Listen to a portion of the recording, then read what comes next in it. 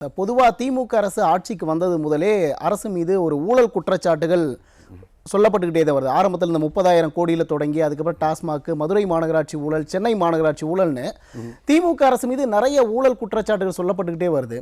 அதனால தான் இப்போ தேர்தல் நெருங்குற சமயத்தில் மக்களுக்காக நாங்கள் நிறைய திட்டங்களை செய்கிறோம் அப்படின்னு திமுக அரசு நிறைய திட்டங்களை அறிவிச்சுக்கிட்டே இருக்காங்களோ? இது அத்தனையும் ஒரு பேப்பரில் சக்கரன்னு எழுதுனா தித்திக்காது. ஓகே, அதை கையில் கொடுக்கணும். இப்போ அரசு ஊழியர்களுக்கு அறிவித்திருக்கிற புதிய உறுதிப்படுத்தப்பட்ட திட்டம் அது இதெல்லாம் கூட வந்துட்டு இன்னும் கொஞ்ச நாள் பார்க்கணும். நீங்கள் பார்க்க, ஏன்னா இவங்களுடைய வேலையை எப்படின்னு கேட்டிங்கன்னா, இப்போ அரசு ஊழியர்கள் யாருமே அதை நம்பலை. அந்த நிர்வாகிகள் வேண்டுமானால் ஒரு 2-3 பேர் அதை நம்பலாம். மற்றபடி அரசு ஊழியர்கள் நான் விசாரித்தவரை யாருமே வந்து ஒன்றுமே சொல்லலை. எந்த தேதின்னு சொல்லலை, எந்த தேதியில் இருந்துன்னு சொல்லலை. 21 ஆட்சிக்கு வந்தாங்க. தேர்தல் அறிக்கை அந்த தேர்தலுக்கு முன்னால் கொடுக்கப்பட்டது.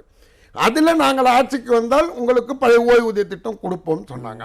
அப்போ அன்னையிலேருந்து ரிட்டையர்ட் ஆனவனா, அதுக்கு முன்னாடி ரிட்டையர்ட் ஆனவனா, இப்போ ரிட்டையர்ட் ஆகிறவங்களா,